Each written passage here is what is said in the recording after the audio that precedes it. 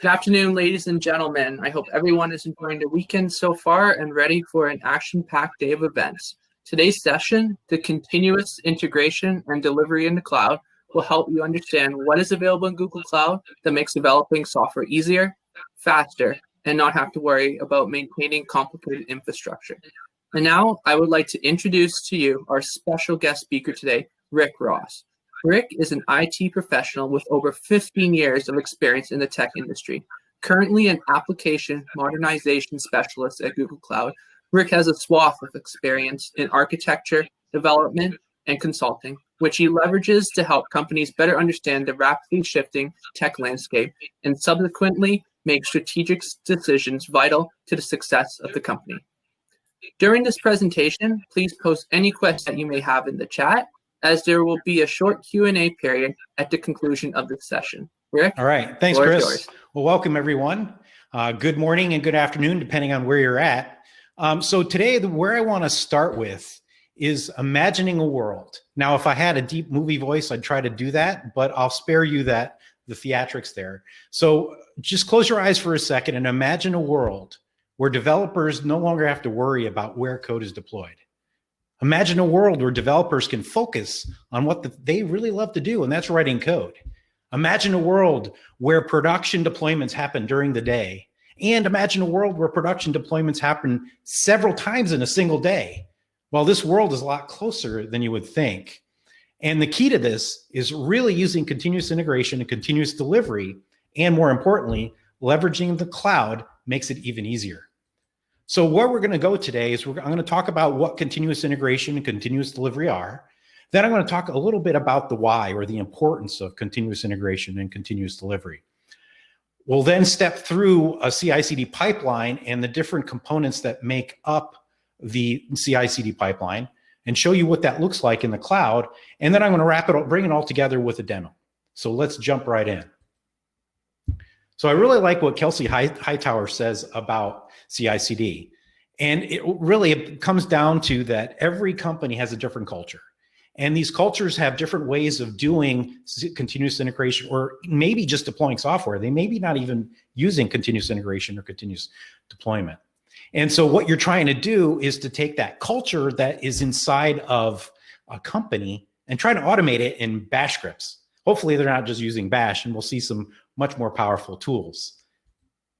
So here's some definitions for you if you weren't familiar what continuous integration is. And that's really a development practice. And this development practice requires that all your developers on your team are checking into a shared code repository. And that happens several times in a day. And when that happens, there is a verification step through an automated build that kicks off and it allows teams to detect problems earlier. When you think about this, this is shortening the feedback cycle so that developers aren't waiting, weeks or months to find out something that they just wrote. They get that feedback within minutes.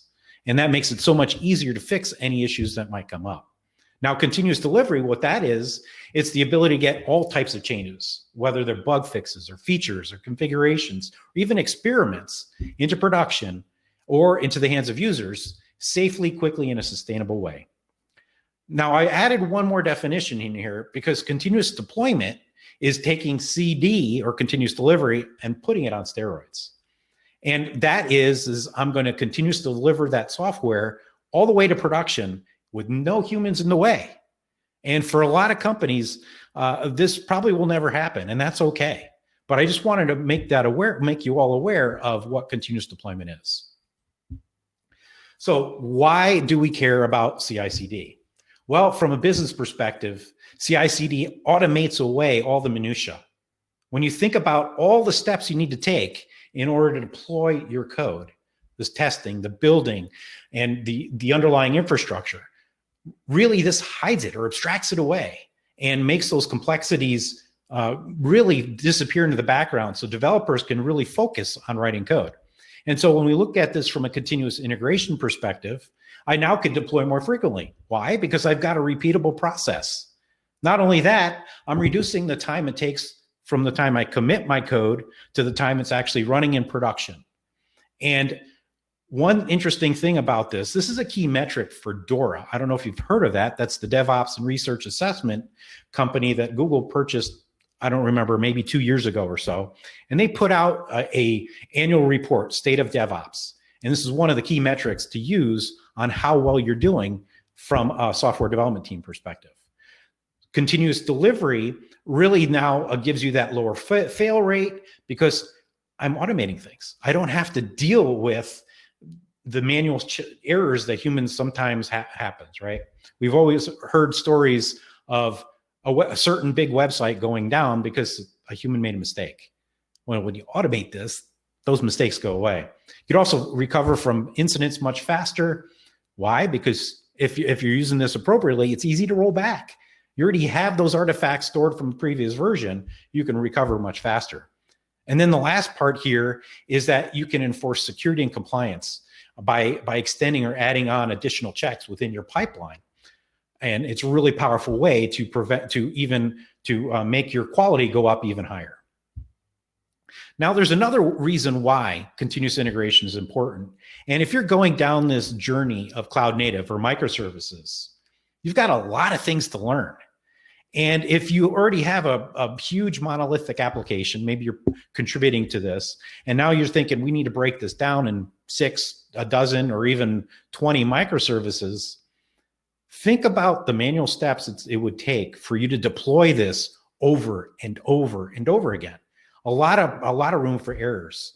So not only that, when you take a look at the other things you need to learn, 12-factor applications, unit testing, test-driven development, perhaps, CI/CD, which we're going to talk about today, Kubernetes, configuration management, service mesh, policy management. Really, CI/CD lays the foundation so that it becomes easier to deploy software and when you're going down this journey. So what are some of the principles of continuous integration? Well, it starts with the source code repository, right? And if you're not using this, even for personal projects, please start using source code. I'm sure, I hope I could just, maybe we should take a poll on this. Is there anyone not using source code control today? I really hope there would be no one, honestly. So as a developer checks that in, you want to be able to automate the build. And that automation allows you to then test what's going on within your build. Well, that requires unit tests in your build. So if you're not doing unit testing, you better start there. Because I'd rather have unit tests that can guarantee my build than having a build that just goes out and rolls out and potentially automates problems faster into production. You need to keep the build fast, make it easy to get the latest deliverables, and then really what's important from a development team perspective is make sure your development team can see the results. It's really important because that whole feedback, you're trying to reduce that feedback loop. And being able to do that is much more powerful. And of course, you want to automate. All right, so here's another way of looking at a CI/CD lifecycle, a more of a linear approach, even though this is iterative when you think about it. But if we take this as one step through the circle, you've got your source code repository that developers are checking in. You then have a build and test process, if you will, and that is really where continuous integration comes into play. And the input is your source code. The output of continuous integration is your artifacts, whether that is an image or a jar file or whatever it might be. This is what you're going to actually deploy. And then the continuous deployment picks up and takes those artifacts and deploys it to where you need them to be. When we talk about artifacts, though, really, this is it's artifacts in a generic sense. And when you take a look at Google Cloud, you have lots of options. So if you look at this as a journey or a continuum, the further you are to the right, to the more serverless side, you're really constrained as a developer. For example, if I need to deploy a cloud function, I'm only deploying the code for that function. I don't have to worry about the operating system or servers or anything. It's just, here's my function, go run I'll call you, or I'll have an event call you at the appropriate time. So from an operations perspective that's fully managed, you don't have to worry about it. And as a developer, you're really constrained, I can only deploy functions. On the opposite end of the spectrum, I have a lot of flexibility. I can create virtual machines, and I can do whatever I want in these virtual machines.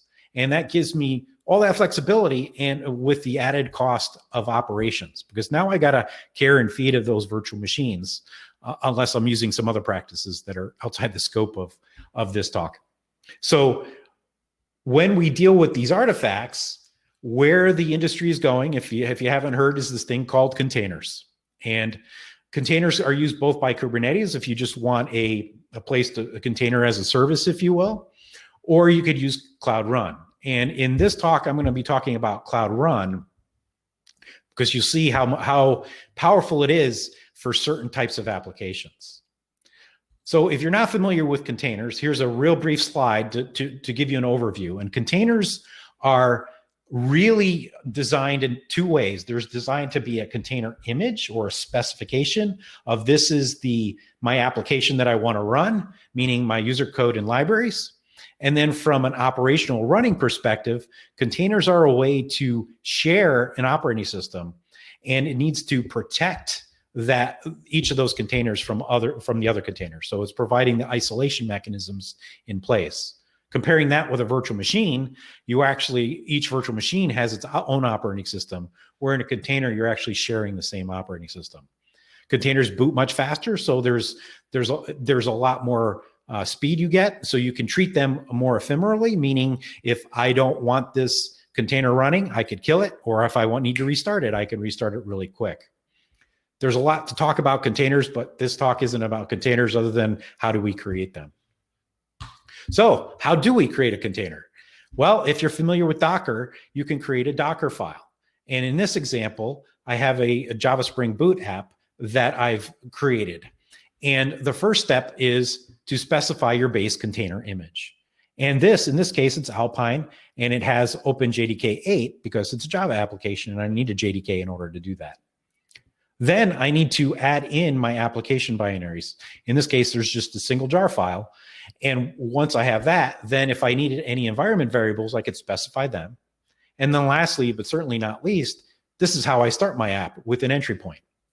And so the key here to look here for this is I've got this definition. I'm defining the server.port to be a port environment variable.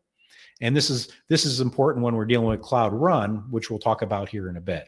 So this is how you create your Docker file, and these are the different components. There's a lot more complexity you can get into with Docker, but this just gives you a brief overview. Now, if I wanted to actually build this, I would do a Docker build -t and give it a tag. You can think of a tag as a label. Later on, we'll talk about a different format that allows you to do more things with it. And if you wanted to run a local, you do a Docker run, you specify the environmental port, the environment variable port to be 8080. You can you're telling Docker to expose that port 8080 to the outside world. And then you're mapping your local port 7000 to port 8080, and you specify the same tag you used to build it.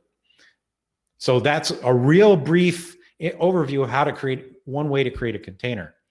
There is another way to build a container, and this is using build packs. And build packs have been around for quite some time. They actually came from Heroku, arguably the first platform as a service that was later acquired by Salesforce.com. So build packs, what they do is they build a container out of your software, your source code. Think about that for a moment. I don't have to create a Docker file. I don't have to know all the different pieces that I need to make sure I put in my Docker file. So this is abstracting out how to build a container for certain languages. Now for this, you can use Go, Node.js, Python, Java, .NET Core are currently supported for Google Cloud build packs. And then there's open source versions of build packs that might have other languages as well. These are really designed to run within Google Cloud. And what you do when you're using build packs is leveraging the knowledge that we've been using internally for how to build these build packs, so you could just focus on your code. So the next question you might have is, okay, well, how do I build a container with build packs? And that's using a command line program called pack. You can download it from the URL here. And really, it's just saying pack build, pass it the builder. In this case, I'm specifying the Google Cloud build packs, and then I give it a tag. This is just like the Docker build -t tag that I specified before. I'm just using a different notation for that tag. When it's done, it builds the image, and I could see that the image is built by looking into Docker and searching for the example Java application. Now, the interesting thing about build packs, this is the same command you use regardless of the language. So if I'm using .NET Core, or I'm using Node.js or Python or whatever, I'm using that same the pack build command, because it knows, it detects what language it uses and builds the appropriate container. So build packs are really powerful if you want to help your developers not focus on what do I need to put in my Docker file. It gives you another layer of abstraction. All right, so now let's take a look at CI/CD on Google. So the first part of this is using a cloud source repository where you check in your code. You can also do some other things with the cloud source repository we'll talk about here in a bit. We then run our CI with Cloud Build, and then you could store the artifacts in Cloud Container Registry. And then for more enterprisey or stronger or more complicated deployments, you can use something like a Spinnaker for continuous deployment. Spinnaker is an open source project put out by Netflix and Google, and it is really complicated, but it's really, really powerful. And from this, you can then deploy to either Kubernetes or Cloud Run or App Engine, Compute Engine, Cloud Functions, and so forth. And then once it's deployed, you can monitor with Stackdriver, which is now known as Cloud Monitoring. For the purposes of this talk, I'm going to focus on Cloud Build, and Cloud Build is going to be doing both the CI and the CD, just for the interest of time. So Google Cloud Source Repositories looks like a standard Git repository, but what it allows you to do is to mirror repositories from like GitHub or Bitbucket, for example. And then it's backed by GCS, so you get the higher availability that you would expect from Google Cloud. Google Cloud Build is all about executing your pipelines. It's designed to pull your source code from a source code repository, produce those artifacts that you need, and most importantly, it's serverless. So from your perspective, you don't care about how many machines are in the cloud to run your build. We're taking care of that for you. And when you take a look at how CI and CD are typically done in corporate environments in their own data centers, what you'll typically find is a build farm that have pre-defined virtual machines or servers that are up and running. And sometimes they're overloaded because there's too many people trying to do a build at once, or they're down a lot of times for maintenance and those sorts of things. With Cloud Build, you don't have to worry about that. You're leveraging the power of the cloud, meaning the elasticity. Container Registry is a place to store your images, and it looks like a Docker image repository. Great integration with existing Google products, which you would expect. And if you want to control permissions, you can with standard Google IAM policies. So how do we push a container to a registry? This is the key here is that you're logged in with gcloud. If you haven't already given Docker permissions, you need to do that with gcloud auth configure Docker. And the other aspect here, remember when we were building the Docker image and I said you could just give it a label? If you want to actually push this into GCR, it needs to follow a format gcr.io/project ID and then the image name. And this tells Docker that, oh, when I do the push, this is where it's going. All right, Cloud Run. So Cloud Run is an amazing product because it allows you to create a container, a stateless container, and it just runs. You just say, here's my container, run it for me, and it handles it. It can scale up and down as needed. You get to use any language you want, and in some instances, it's pay per use. And the pay per use is when you're using fully managed version of Cloud Run. And Cloud Run is designed to be serverless, at least the fully managed. Alternatively, if you already have a Kubernetes cluster, if you're running on GKE or you're running Anthos on-prem or Anthos on AWS, you can actually deploy your applications using Cloud Run on those clusters as well. From a developer experience perspective, it's really powerful from when you look at this from Kubernetes, because typically as a Kubernetes developer, you've got to create the manifest, and those manifests can get a little complicated depending on what you're doing. And so how do I run Cloud? How do I actually use Cloud Run? Well, first is you can use this from the console. You can navigate to Cloud Run. You put in your information on whether you want it managed or Cloud Run for Anthos. You give it a name, and then the next step is to get your container image that you want to run, and then you actually tell it your authentication, whether you require it or not. In this case, I'm allowing unauthenticated, so I can run it and without having to log in. The alternatively option is to use Cloud Run Deploy, and I specify the appropriate flags to that equivalent to what we just walked through on the console side. All right, so now that we have all the pieces, how do we bring them all together? And that's where Cloud Build comes in. So the way Cloud Build works is it takes your source code, copies it into a workspace folder, and then for every build step, it creates a container, and it then executes what you tell it against your source code and generating what you need to generate. This will become a little bit clearer as we walk through the sample. So, for example, in the case of the first build step might be a test. I need to test my application. So it's going to pull that source code in, test it, and if it succeeds, then goes to the next one and so forth. This is at the end point of this is to store it in the container registry, which is backed by Google Cloud Storage. So what does this actually look like? There's a couple of APIs you need to make sure you're enabled, but you create a Cloud Build YAML, or you can call it anything else. The default name's cloudbuild.yaml, and you have a series of steps.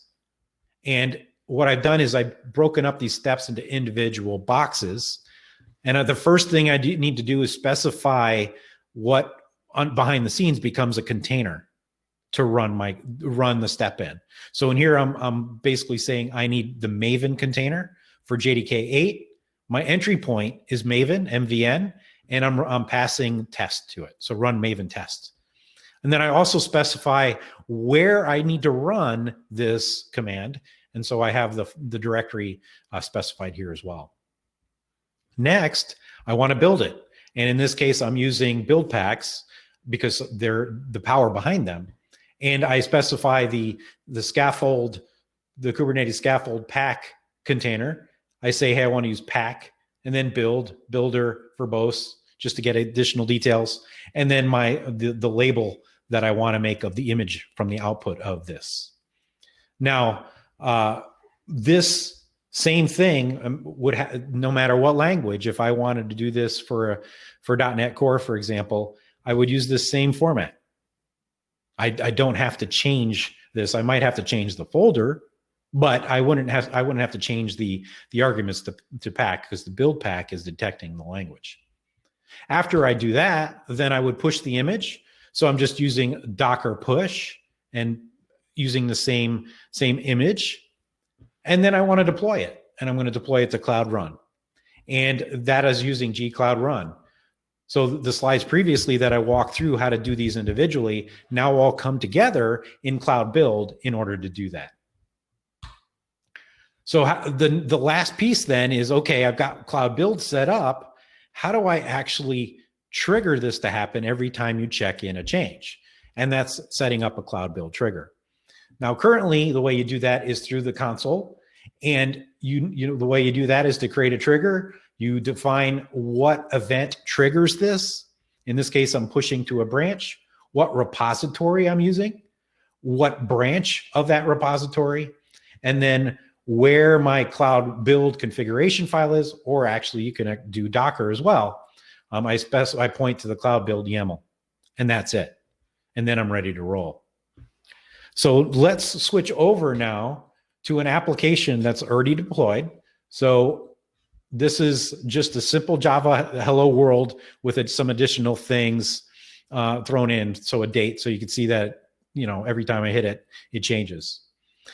Let's go ahead and kick off the build, because the build is going to take a while. So I'm going to edit this right in GitHub. Probably not the best way to do this. And I'm going to change the color from Dodger blue to green.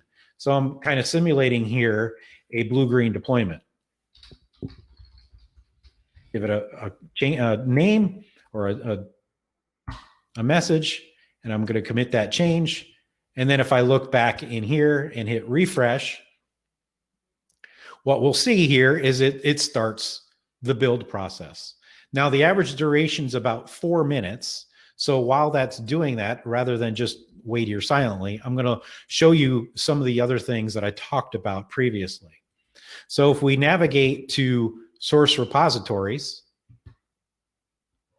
we could see that I've got my repository mirrored from GitHub, and I have some example languages, examples in different languages, just to give people a feel for if Java isn't something that they've used before. So I can expand this and take a look at my source code, or I could take a look at a Docker file, and so forth. So it just gives me a nice, easy way to see what I have there. So let's go back to the console and now take a look at the container registry.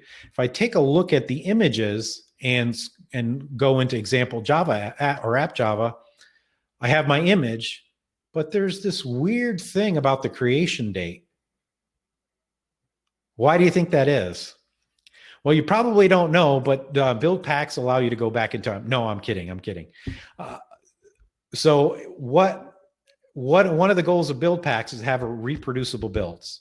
And so in order to do that, they say, given the same source code, given the same builder and the same builder image, which is, you can think of that as the base image produced for you as the output of a build pack, they want to have the same image hash, the same hash that comes up.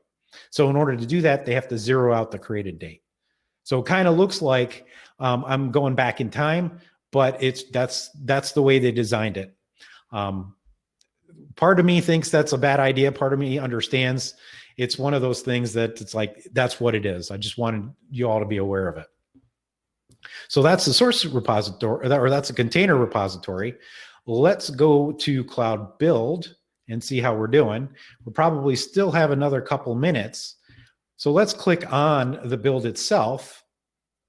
And I see a summary, but I also see the individual tests. So if I scroll down in the tests, I can see any error messages as if I have any issues when I'm building. And if I get down to the bottom here, because Java's got to include all the jar files it needs, we can see that my tests have run. It's built successfully. So then if I look at my build pack, what you'll see in here is the build pack trying to figure out whether this is a .NET version, for example. So it didn't find what it was looking for to assume it's a .NET program. And there's looking for Go, and it didn't find any Go files, and so forth. So it's very particular about what it looks for to detect the source code and use the appropriate build instructions. All right. So the other thing you can do while we still probably have another minute or so, maybe. Let's see how we're doing. 3 minutes, another 30 seconds. So the other thing in Cloud Build that you need to be aware of is in the settings, you need to make sure that if you have things you want to deploy to, for example, Kubernetes or App Engine or Cloud Functions, that the appropriate privileges are enabled. Because if they aren't, Cloud Run won't be able to deploy to where you want it to deploy to. So that's just a one-time setup per project. And it's just make you aware of what's going on. Build's got to be just about done now. Come on. So the average is about 412. We're almost there. You can see that I've had some pass fail, a few fail options early on.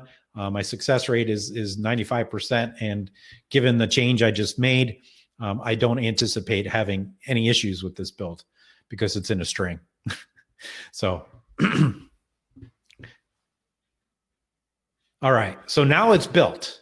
So let's go over and back to my application and hit refresh. Hey, wait a minute. What's going on here? Well, what I did is in the actual deployment from in Cloud Build for the Cloud Run, I've specified this no traffic flag. And the reason is that, you know what, in a real world scenario, you're probably not just going to push it out without somebody at least looking at it. So I put this out there, and if I now navigate to Cloud Run, we could take a look under my application, under revisions, that I have another version of the application running, but all the traffic is going to the old one. So what I want to do is I'm going to add a revision URL, and I'm just going to call this green.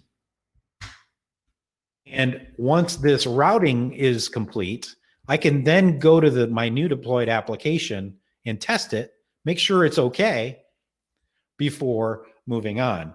So now it's starting up. There's a slight delay, first time initial startup, excuse me. And we're just waiting for that to show up, validate that the application is actually working. And so we can then go back into here, manage our traffic, and say, okay, the application's running. Let's change this to 100 and hit save. And then as soon as that's done, as soon as the routing has been changed, I can go back to my deployed app. Now notice this is a domain name. It's off my domain. And now we see that green is deployed. All right. So what we've seen here is using Google source repositories mirrored from GitHub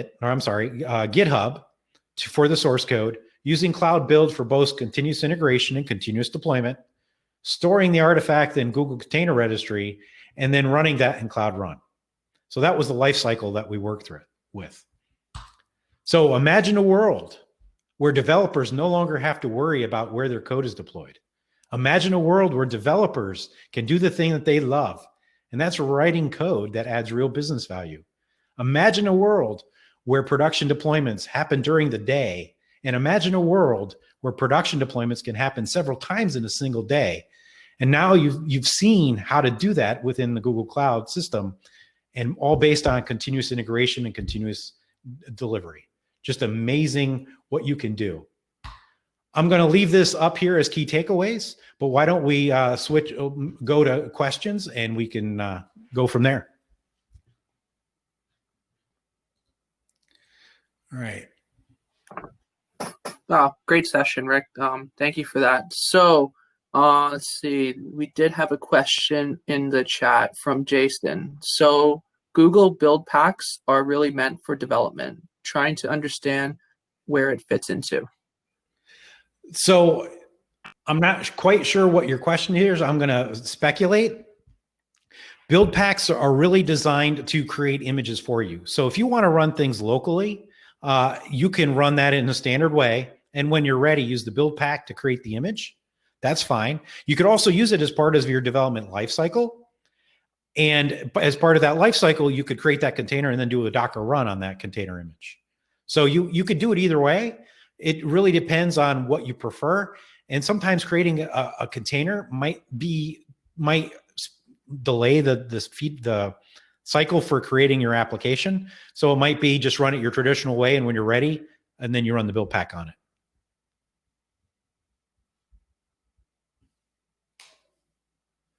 You're welcome, Sean. I take it that answered your question, Jason?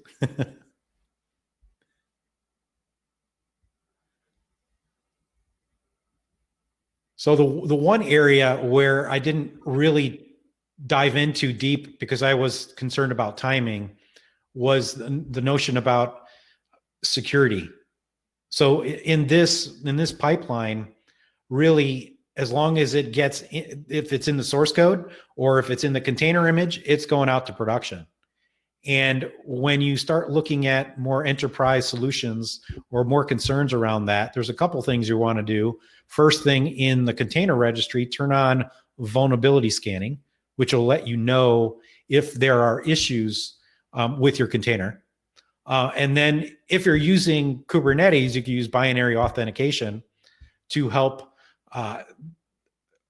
make sure that what you expect to go into production is what's actually going in production.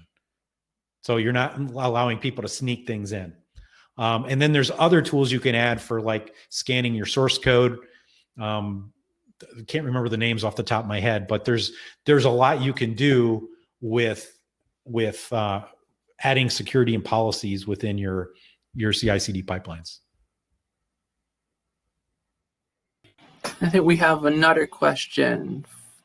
Does Google Cloud provide standard build packs for the PaaS? So for PaaS, I'm assuming you're meaning App Engine. And yeah, actually, one of the things that we've done with the build packs is actually use them internally before we release them. So under the cloud, under the covers, we have been using build packs to deploy to Cloud Functions as well as App Engine. So the answer is absolutely. And that's one of the cool things you can do with build packs is actually deploy a cloud function within a container.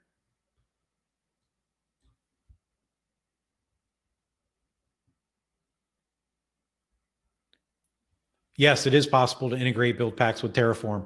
Absolutely. Great question.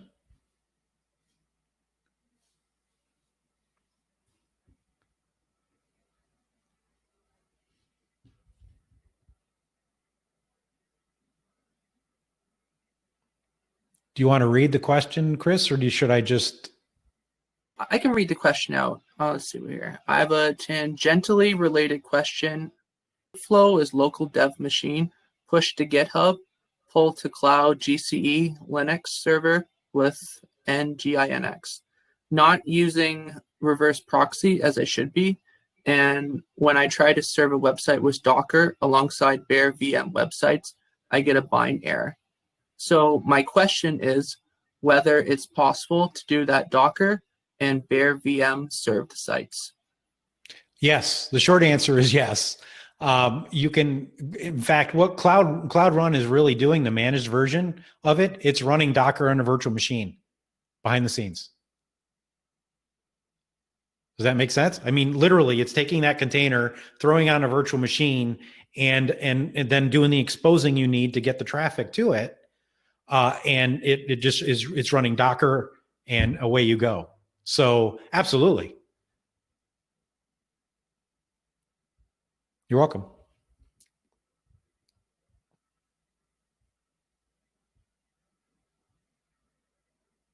Anybody have any more questions? Anything that wasn't clear in the session?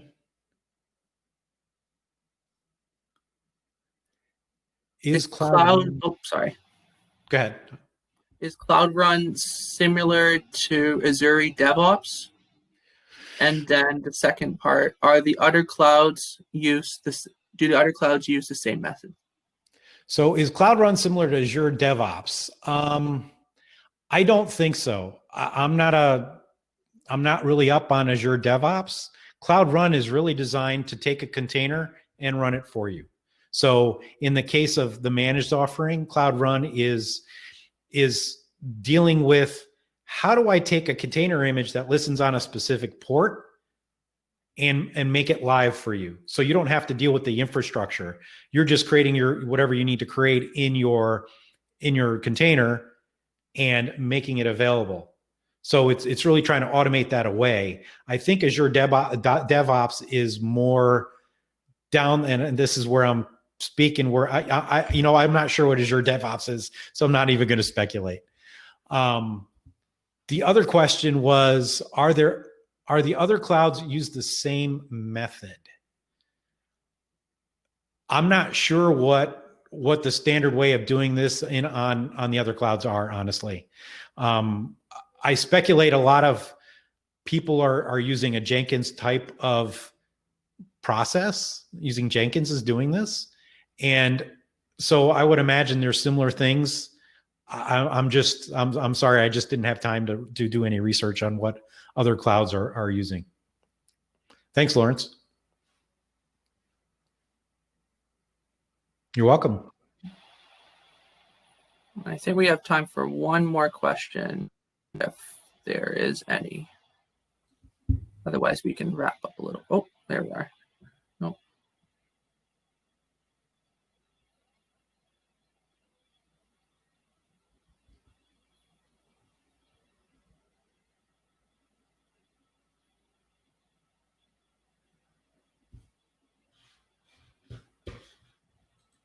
Okay.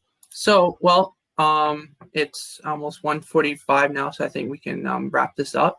What a great session, really, today on Google Cloud, and just excellent session for me, and as well as the audience. So thank you, Rick, for taking the time out of your weekend today to coming and speaking at Great North Dev Fest. Now there will be a 15-minute networking session before the next round of talks start. So thank you, everyone, for attending this session, and please enjoy the rest of your day.